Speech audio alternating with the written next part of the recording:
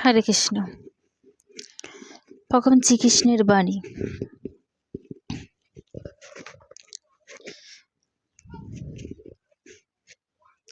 আমরা প্রকৃতপক্ষে আমাদের দেহ দিয়ে কাজ করি, মন ও বুদ্ধি দিয়ে কাজ করি।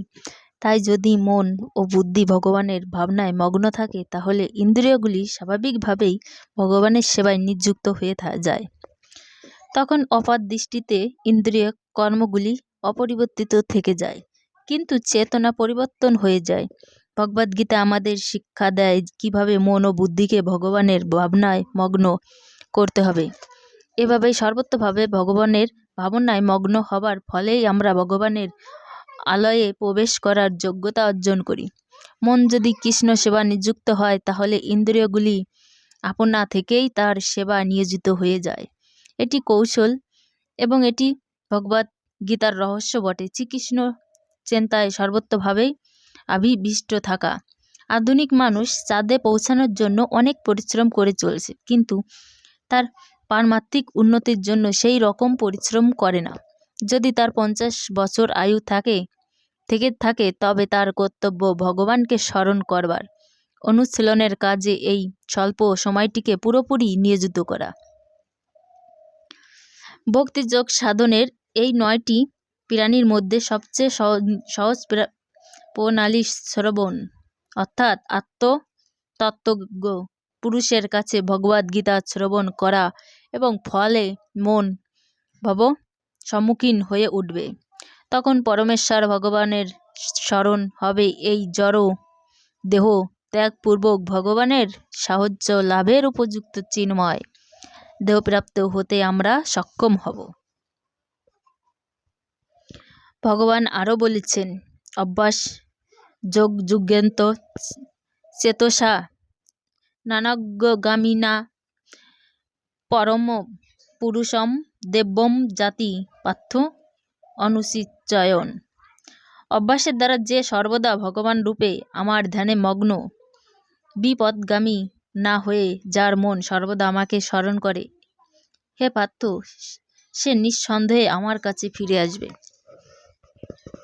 এই পদ্ধতি মোটেও কঠিন নয়, তবে তার শিক্ষা গ্রহণ করতে হবে অভিজ্ঞ ভগবদ্গত ব্যক্তির কাছ থেকে, যিনি ইতিমধ্যেই এই অনুশীলনের প্রবর্তক হয়েছেন। তার সীমা পরবর্তী হতে হবে। মনের কাজেই সর্বদা এখানে ওখানে ঘুরে বেড়ানো, কিন্তু মনকে একাগ্র করে ভগবান শ্রীকৃষ্ণের নাম রূপে নিবদ্ধ করার অভ্যাস করতে হবে। এভাবেই চিন্ময় জগতের স্থিত পরম পুরুষম ভগবানের ধ্যান করে তাকে লাভ করা সম্ভব। এভাবেই ভগবান বলেছেন, এমনকি বৈশিষ্ট্য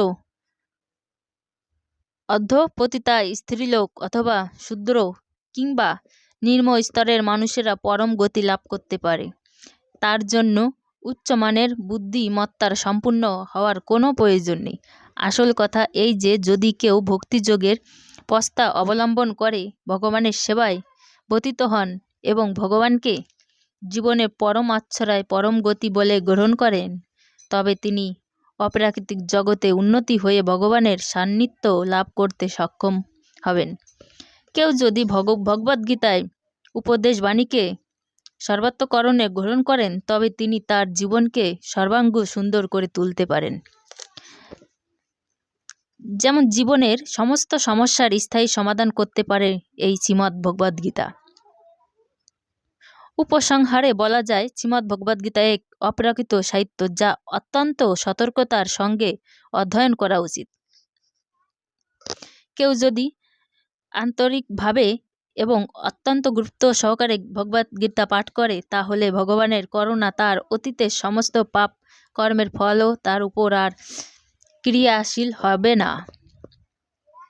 সব রকমের ধর্মানুষ্ঠান পরিত্যাগ করে আমার শরণ নাও, তাহলে আমি সমস্ত পাপ থেকেই তোমাকে মুক্ত করব। ভগবান শ্রীকৃষ্ণ বলেছেন, তুমি কোনো ভয় করো না। এভাবেই ভগবানের পদ যিনি সম্পূর্ণভাবে আত্মসমর্পণ করেন, ভগবান তার সমস্ত দায়িত্ব গ্রহণ করেন এবং সেই মানুষের সকল পাপ কর্মের প্রক্রিয়া থেকে তাকে রক্ষা করেন।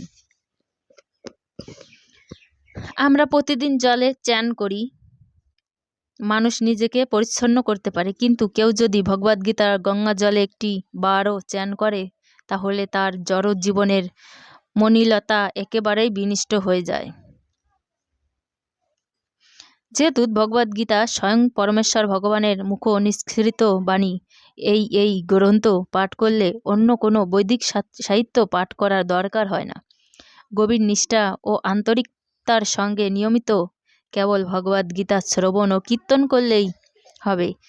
বর্তমান যুগে মানুষেরা জড়জাগতিক কাজে এই মগ্ন থাকে যে তাদের পক্ষে সমস্ত বৈদিক সাহিত্য পাঠ করা সম্ভব নয়, কিন্তু তার প্রয়োজনও নেই। এই একটি গ্রন্থ ভগবদ্গীতাই যথেষ্ট, কারণ ভগবদ্গীতায় বেদের সারাতিসার এবং তা স্বয়ং ভগবানের মুখ নিঃসৃত বাণী। আরও বলা হয়েছে, গঙ্গা জল পান করলে অবধারিতভাবেই মুক্তি পাওয়া যায়। আর যিনি ভগবদ্গীতার পূর্ণ পিসিস পান করছেন তার কথা আর কি বলবার আছে। ভগবদ্গীতায় মহাভারতের অমৃতরস, যা আদি বিষ্ণু ভগবান শ্রীকৃষ্ণ নিজেই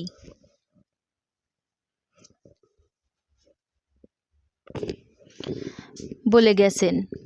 ভগবদ্গীতা পরমেশ্বর ভগবান শ্রীকৃষ্ণের মুখ নিঃসৃত আর গঙ্গা ভগবানের চরণ পদ্ম থেকেই উদ্বৃত্ত বলে কথিত হয়। ভগবানের মুখ ও চরণের মধ্যে অবশ্য কোনো পার্থক্য নেই, তবে নিরপেক্ষভাবেই বিচার করলে এটি বুঝতে অসুবিধা হয় না যে ভগবদ্গীতা গুরুত্ব গঙ্গা জলের চেয়েও বেশি।